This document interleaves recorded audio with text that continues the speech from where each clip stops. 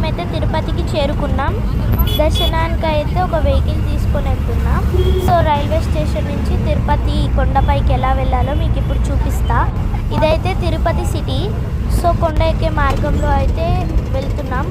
Tirupati city కూడా చాలా బాగుంది. అక్కడ రోడ్లు చాలా బాగున్నాయి. ఎలాంటి చెత్త లేకుండా నీట్గా ఉంది. నిజంగా చూడడానికి ఎంత పీస్ఫుల్గా ఉందో సిటీ. ఒకసారి అయితే సిటీ లోకల్ ఏరియా చూడండి, మీకు చూపిస్తాను.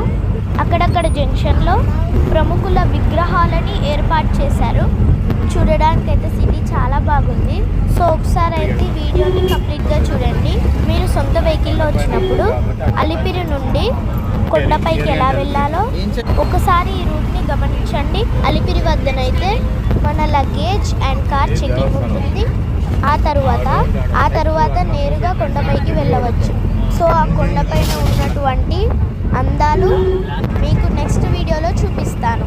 ఒకసారి అందరూ చెప్పండి గోవింద గోవింద అండ్ బాయ్. వెంకటరమణ గోవింద గోవింద.